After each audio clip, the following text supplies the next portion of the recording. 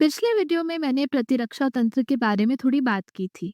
उस वीडियो में हमने मुख्य रूप से जन्मजात या सहज प्रतिरक्षा तंत्र यानी कि इनेट इम्यून सिस्टम पर ध्यान दिया था। तो चलिए उसे थोड़ा दोहराते हैं।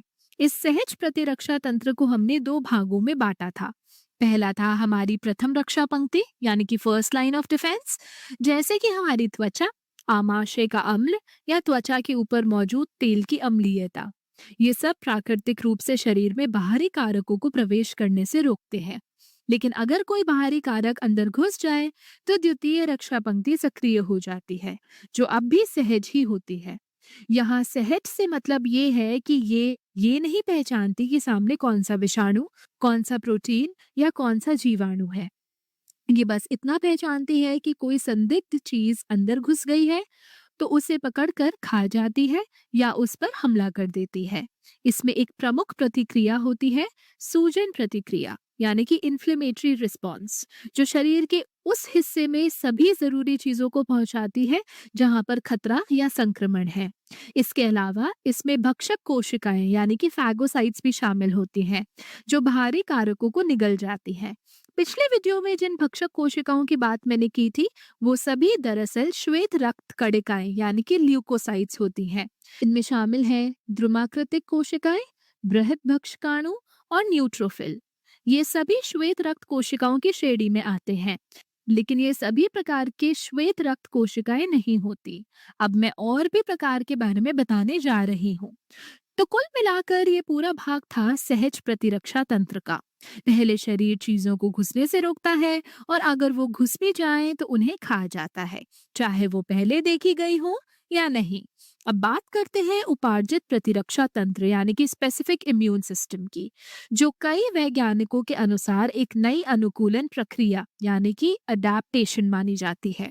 ये प्रणाली खासतौर पर मानवों में विकसित होती है। इसे हम उपार्जित प्रतिरक्षा तंत्र यानी कि अडेप्टिव इम्यून सिस्टम भी कहते हैं। आपने शायद सुना भी होगा कि किसी इंसान को किसी विशेष विषाणु या जीवाणु के प्रति प्रतिरोधक क्षमता होती है, तो वो इसी उपार्जित प्रतिरक्षा तंत्र का हिस्सा है। इस प्रणाली की सबसे अहम इकाइयां होती हैं लसिकाडु यानी कि लिम्फोसाइट्स। इन्हें श्वेत रक्त कणिकाओं की ही एक उपश्रेणी माना जाता है। ध्यान रहे, भक्षक कोशिकाएं ज्यादातर सहज होती हैं, जबकि लसिकाडु विशिष्ट होते हैं। लेकिन दोनों ही श्वेत रक्त कोशिकाओं के प्रकार हैं। जब वैज्ञानिकों ने सबसे पहले रक्त के घटकों को अलग करना शुरू किया था, तो उन्हें तीन परतें दिखी। नीचे लाल रक्त कोशिकाएं, बीच में एक सफेद झाग जैसी परत जिसमें ये श्वेत रक्त कोशिकाएं होती हैं, और ऊपर रक्त प्लाज्मा होता है। अब बात करते हैं लसिकाणुओं की। इन्हें दो मुख्य भागों में बांटा गया है, बी लसिकाणु और टी लसिकाणु यानी कि बी लिम्फोसाइट्स और टी लिम्फोसाइट्स।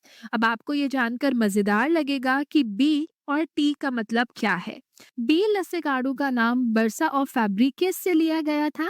ये एक अंग होता है जो पक्षियों में पाया जाता है, लेकिन मनुष्यों में इन्हें इसलिए भी बी कहा जाता है क्योंकि ये अस्थि मज्जा यानी कि बोन मैरो में उत्पन्न होते हैं।